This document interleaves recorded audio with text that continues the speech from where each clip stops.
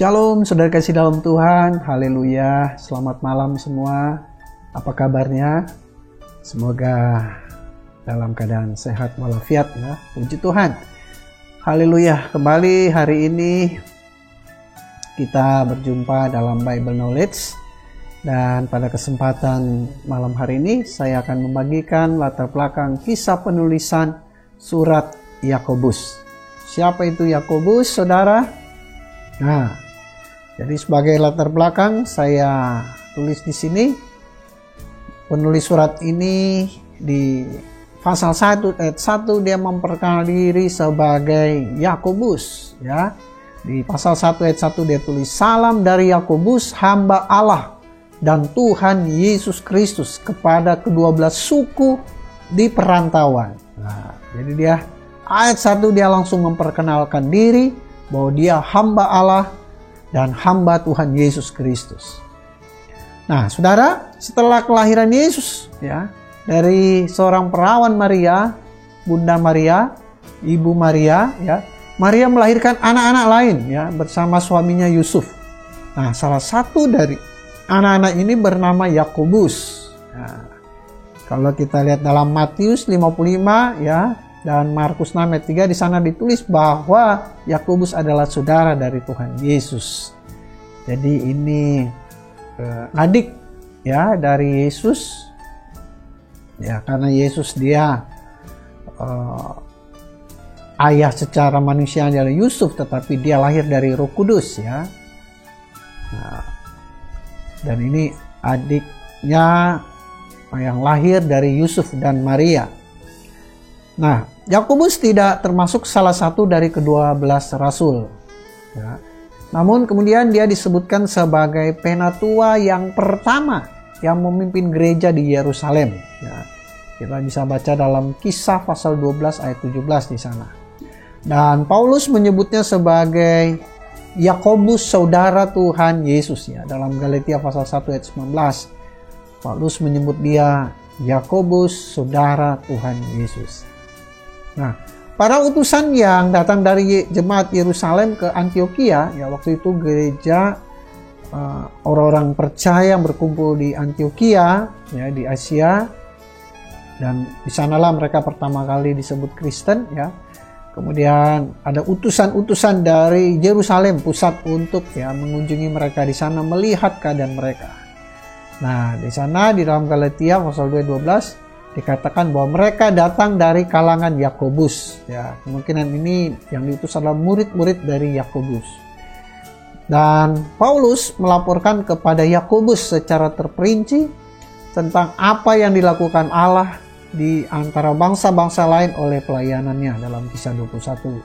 Jadi pelayanannya menyusur Asia ya, dan kemudian dia kembali ke Yerusalem, dia melaporkan perkembangan pelayanannya. Dan surat ini tergolong surat-surat umum karena pada mulanya dialamatkan kepada suatu sidang pembaca yang lebih luas daripada jemaat lokal. Ya. Salam kepada ke-12 suku di perantauan. Nah, ini menunjukkan ya, ada petunjuk bahwa surat ini pada mulanya ditulis kepada orang Kristen Yahudi yang tinggal di luar Palestina, saudara. Ya. Nah, mungkin para penerima surat ini termasuk orang-orang pertama yang bertobat di Yerusalem, dan setelah Stefanus, ya, dia mati syahid, dia dibunuh, dirajam. Nah, kemudian setelah kematian Stefanus terserat, ya. Jadi orang-orang percaya mereka langsung pergi merantau ya. Kita bisa baca dalam Kisah pasal 8 ya, sampai mereka ke Fenisia, ke Siprus, di Antioquia, dan lebih jauh lagi ya. Nah, saya sudah sampaikan ya pada pelajaran Kisah Para Rasul ya, mereka menyebar setelah kematian Stefanus. Nah, hal ini menerangkan bahwa yang pertama, mengapa pembukaan surat ini menekankan hal menanggung dengan sukacita pencobaan yang menguji iman dan menuntut ketabahan ya. Di pasal 1 ayat 2-12 tentang bagaimana bahwa orang-orang percaya pada saat itu mereka juga mengalami berbagai-bagai pencobaan ya. Tapi Yakobus menasihatkan mereka, ya anggap suatu kebahagiaan ya apabila kamu jatuh ke dalam berbagai-bagai pencobaan. Nah, kemudian yang kedua, pengetahuan pribadi Yakobus tentang orang percaya yang terserak itu ya.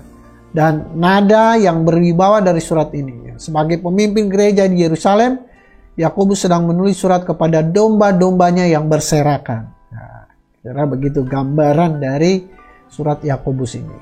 Nah, seperti kenyataan bahwa Yakobus menyebutkan istilah Yunani sinagogen. Nah, jadi di pasal 2 ayat 2 kalau di terjemahan baru kan ditulis, sebab jika ada seorang masuk ke dalam kumpulanmu ya. Tetapi kalau bahasa aslinya di sana dituliskan sinagogen. Jadi ini menggambarkan ya, ini sinagoge kan istilahnya ini menunjukkan tempat pertemuan orang Kristen ya, sinagog itu. Jadi mereka juga berkumpul di sinagog seperti orang-orang Yahudi ya, karena mereka memang asalnya dari beragama Yahudi ya, dan mereka masih tetap beribadah. Nah, jadi mereka selalu berkumpul di sinagog ya. Cuma dalam terjemahan baru hanya dituliskan kumpulanmu ya. Tapi kalau di bahasa Yunaninya ya, dikatakan ya, sunagogen ya. Sunagogen umen. Nah, oke, jadi menurut keterangan sejarawan Yahudi ya, Yakobus mati syahid di Yerusalem kira-kira tahun 62 Masehi. Jadi sebelum Bait Allah dihancurkan oleh Titus ya, kan itu tahun 70, ini sebelum tahun 62 Masehi.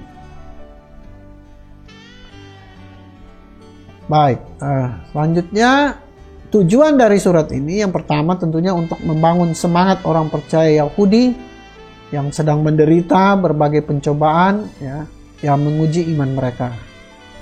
Dan yang kedua untuk memperbaiki berbagai pengertian yang salah mengenai sifat iman yang menyelamatkan. Dan yang ketiga untuk menasihatkan dan membina pembacanya mengenai hasil-hasil praktis dari iman mereka dalam hidup yang benar dan perbuatan yang baik. Nah, itu tujuannya. Ada 3 tujuan utamanya. Haleluya. Oke. Nah, surat ini membahas serangkaian pokok yang cukup beragam berkaitan dengan menjalankan kehidupan Kristen yang sejati.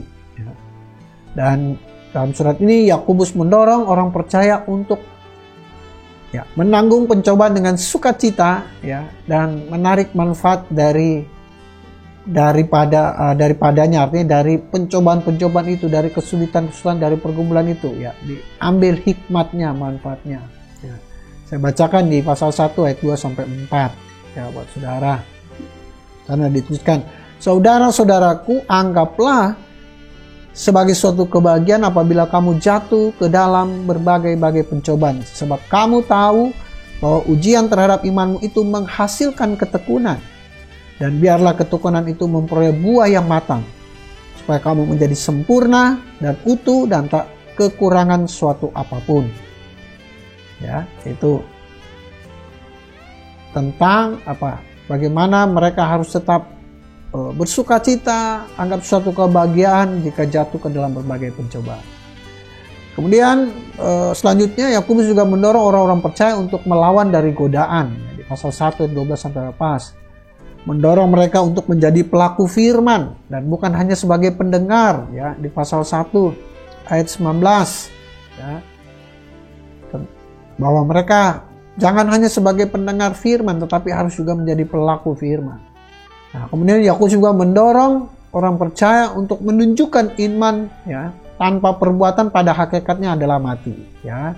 Ini sangat terkenal di pasal 2. Paulus tegaskan di sana, apakah gunanya saudara-saudaraku jika seorang mengatakan bahwa ia mempunyai iman padahal dia tidak mempunyai perbuatan? Dapatkah iman itu menyelamatkan dia? Ya. Jika seorang saudara atau saudara tidak mempunyai pakaian dan kekurangan makan sehari-hari, dan seorang dari antara kamu berkata, selamat jalan, kenakanlah kain panas dan makanlah sampai kenyang. tapi ia tidak memberikannya kepadanya apa yang perlu bagi tubuhnya, apakah gunanya itu? Ya, jadi Paulus menegaskan bahwa iman itu ya harus dipraktekkan, harus diwujud nyatakan, harus jadi pelaku firman. Dan ya, Yakobus dengan sungguh-sungguh ya dalam surat ini mengingatkan tentang berdosanya lidah yang sukar dikendalikan ya. Di pasal 3 itu bicara tentang dosa karena lidah ya. Kemudian hikmat duniawi di ayat 13 sampai 16. Kemudian tentang kelakuan dosa di pasal 4 ya. Hawa nafsu, persahabatan dengan dunia. Kemudian kehidupan yang congkak ya, di ayat 13 sampai 17, dan kekayaan yang mementingkan diri sendiri di pasal 5 ayat 1 sampai 6. Dan pada surat ini Yakobus menutup dengan menekankan tentang hal kesabaran, doa, dan memulihkan mereka yang sudah mulai mundur dari iman ya. Oke.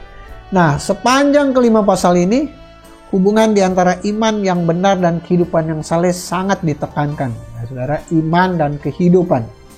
Ya. Iman yang sejati adalah iman yang teruji. Ya, di pasal 1 ayat 2 sampai 6. Iman yang aktif. Ya. Pasal 1 19-27. Iman sejati adalah iman yang mengasihi sesama seperti diri sendiri. Pasal 2 ayat 1 sampai 13. Kemudian iman yang menyatakan diri dalam perbuatan yang baik. Pasal 2 ayat 14 sampai 26. Kemudian orang beriman itu harus menguasai lidah dengan benar. Pasal 3 ayat 1 sampai 12 ya. Kemudian mencari hikmat Allah ya. Orang yang beriman itu selalu mencari hikmat Allah, cari petunjuk Allah. Di pasal 3 13 sampai 18. Nah, orang yang beriman tunduk kepada Allah selaku hakim yang adil di pasal 4 ayat 1 sampai 12. Dan orang yang punya iman itu mempercayai Allah dalam kehidupan sehari-hari di pasal 4 ayat 13 sampai 17. Dan seorang yang beriman itu tidak mementingkan diri atau memuaskan keinginannya sendiri ya, pasal 5 ayat 1 sampai 6. Dan orang yang beriman sabar dalam penderitaan, pasal 5 ayat 7 sampai 12. Dan tentunya tekun dalam doa di pasal 5 ayat 13 sampai 20, saudara. Nah, ciri-ciri khas dari surat Yakobus ini ada 7 ciri khasnya. Yang pertama, bahwa surat ini kemungkinan besar merupakan kitab Perjanjian Baru yang pertama-tama ditulis. Ya. Kemungkinan besar sebelum Paulus menulis, ya, ini surat ini kemungkinan besar sudah dikirimkan kepada jemaat, karena kemungkinan besar setelah Stefanus ya dibunuh, mereka menyebar. Nah, surat ini kemudian menyusul ya untuk memberikan kekuatan kepada orang-orang Kristen yang tersebar itu. Yang kedua, walaupun hanya 2 kali menyebut nama Kristus, surat ini lebih banyak berisi kenangan akan ajaran Yesus ya.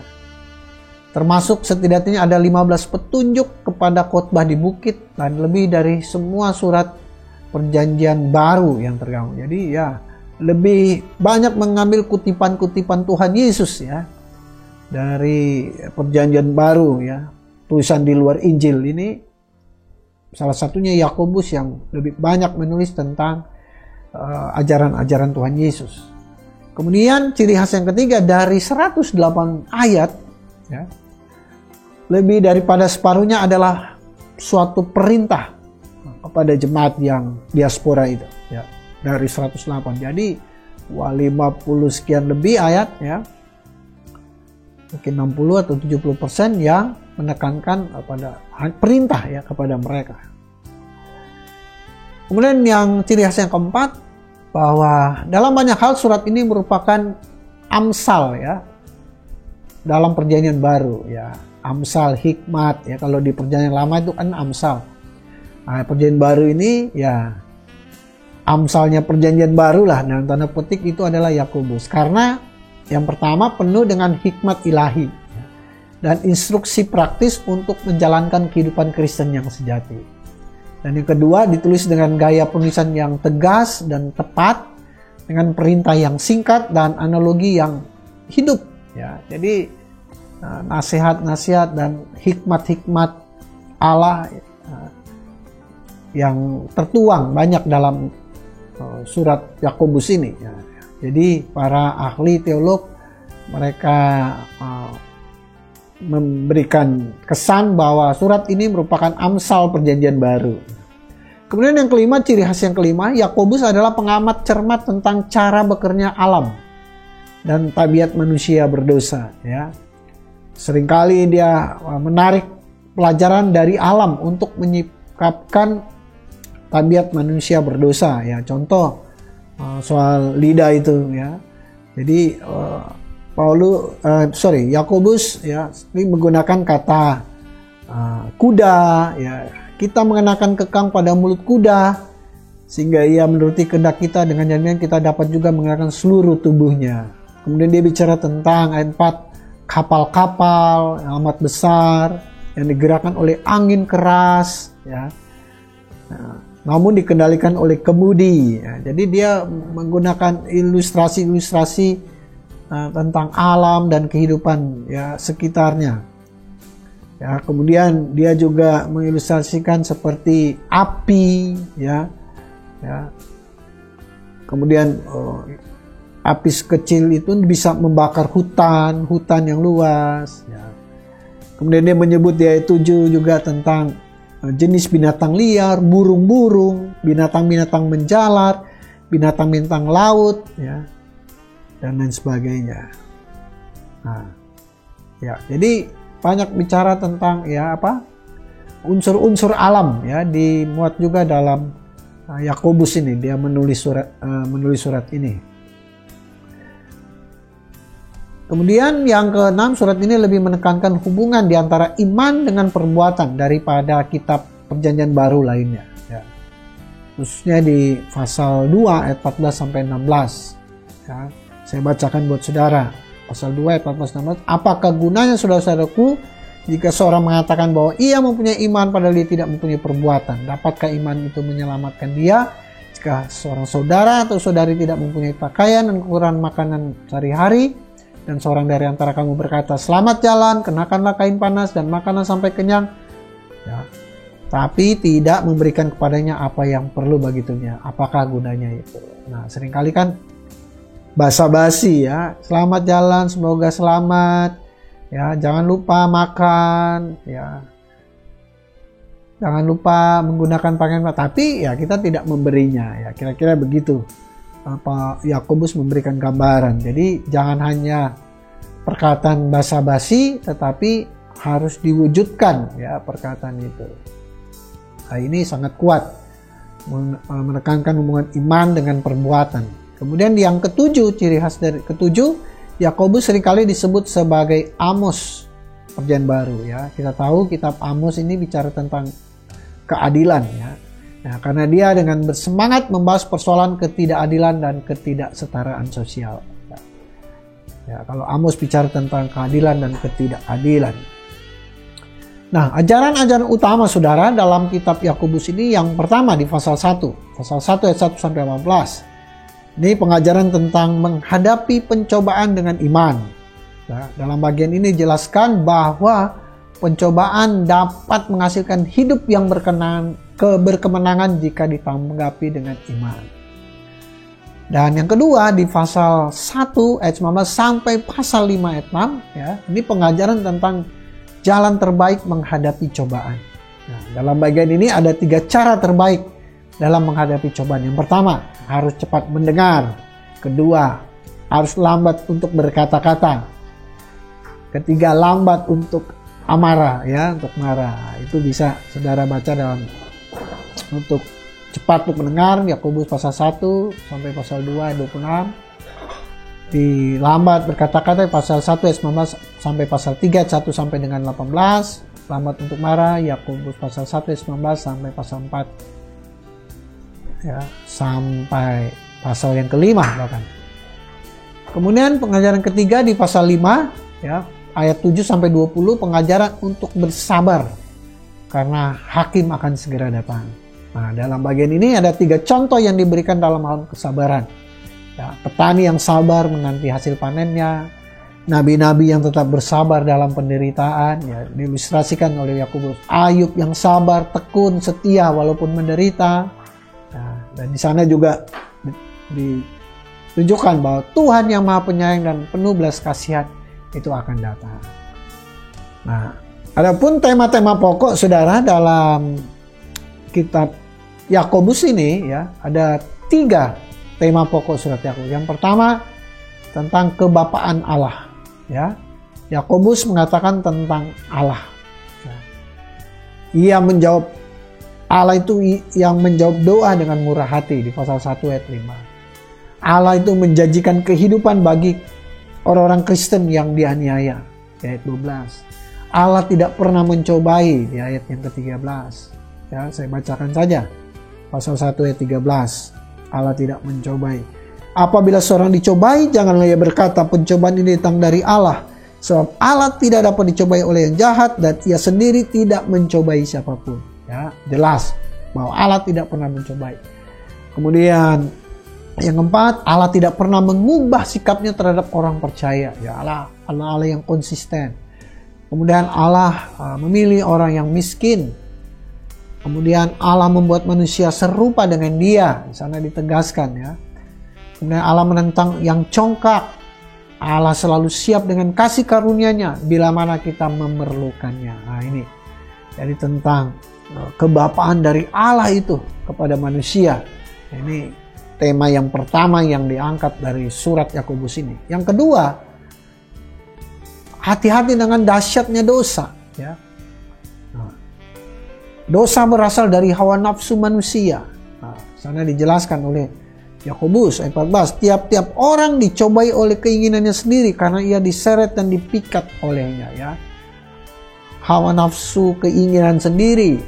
Kemudian di pasal 3 ayat 6, ayat 16, pasal 4 ayat 1 sampai 3, pasal 5, ya. Menekankan bahwa dosa berasal dari hawa nafsu manusia. Kemudian dosa mulai dari yang kecil tetapi dengan cepat berkembang, ya. Dan apabila kenyamanan itu telah dibuahi, ia melahirkan dosa, dan apabila dosa itu sudah matang, ia melahirkan maut. Nah, pasal 1 ayat 15. Nah, itu ayat 3, pasal 3 ayat 5. Demikian juga lidah, walaupun satu anggota kecil dari tubuh, namun dapat memegahkan perkara-perkara yang besar. Lihatlah betapapun kecilnya api, ia dapat membakar hutan yang besar. Ya, itu terkait dengan dosa, ya, benih. Ya, bahwa konsekuensinya sangat luar biasa dahsyat kalau kita tidak kita pernah berubah dan bertobat atau kita memperbaiki kehidupan kita, ya, karena dosa itu bisa berkembang dengan cepat. Yang ketiga, dosa berarti kita sudah menentang Allah dan patut mendapat hukuman, ya. Orang yang sengaja melakukan dosa itu dengan sengaja dia menentang Allah. Nah, ini mengerikan, saudara, ya. Dan dia patut mendapat hukuman, ya. Karena Allah harus dipuji, disembah, dimuliakan, bukan dilawan, ditentang dengan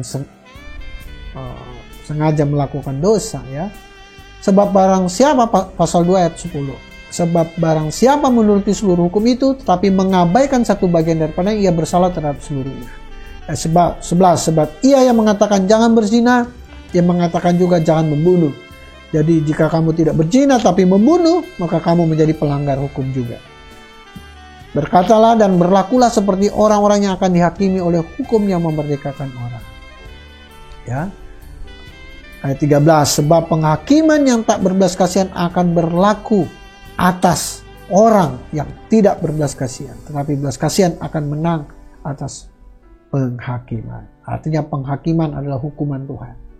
Kemudian dosa harus diperlakukan sesuai dengan sifatnya yang menjijikkan, ya.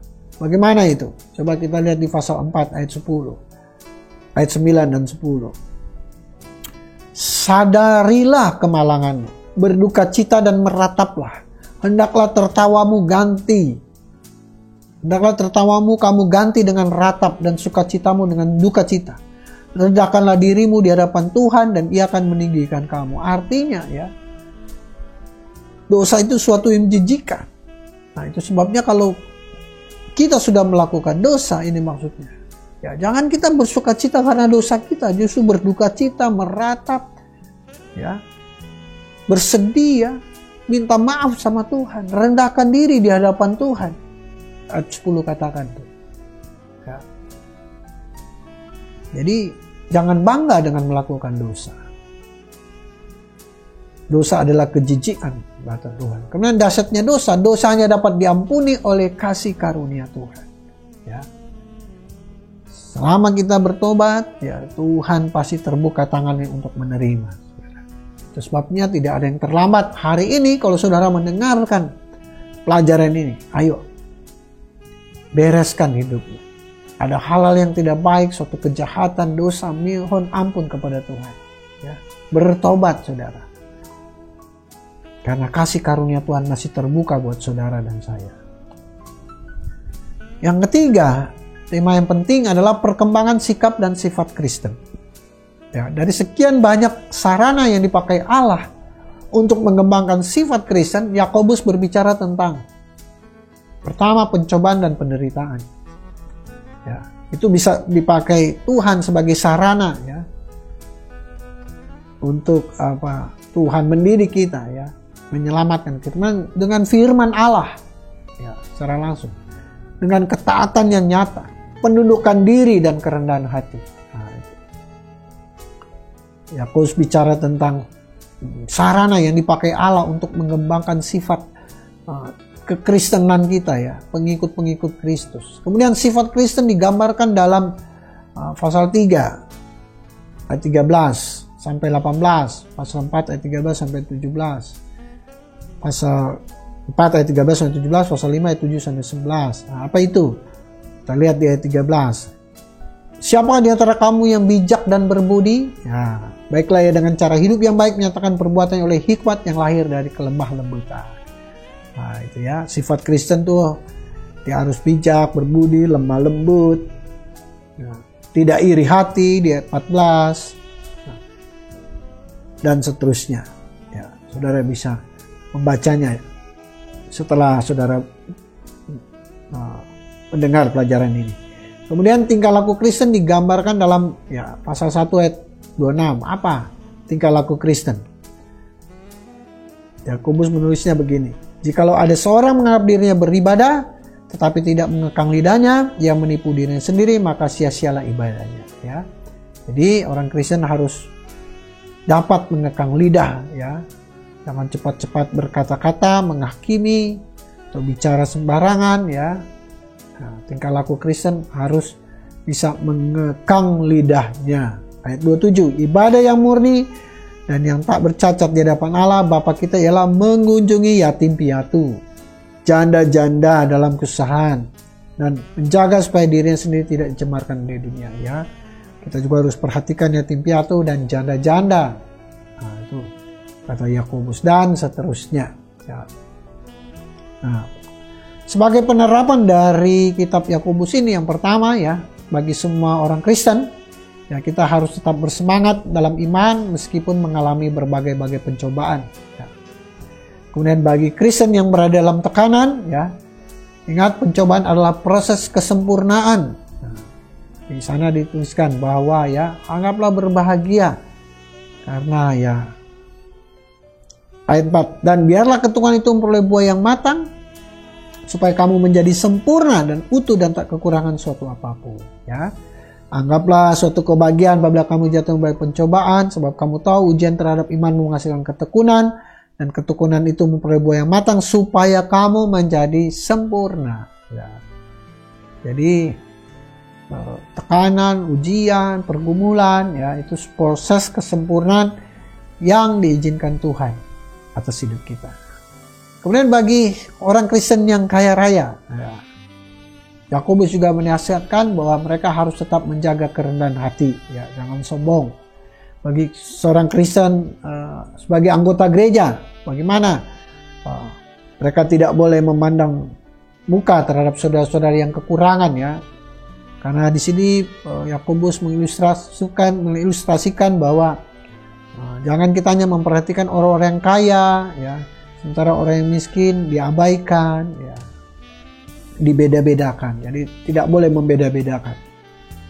Baik yang kaya maupun miskin sama di hadapan Tuhan. Nah, penerapan bagi pemimpin Kristen, ya, selalu waspada dengan perkataannya. Ya. Orang pemimpin, leader di gereja, koordinator, siapapun saudara, gembala, ataupun pendeta, ya harus waspada dengan perkataan. Kemudian bagi Kristen yang menyimpang dari kebenaran, ya hendaknya berbalik dari jalan yang sesat. Ya, karena ada juga teguran perintah dari Yakobus ya untuk berbalik ya. Ada juga yang karena tidak tahan dengan pencobaan, akhirnya dia menyimpang dari kebenaran.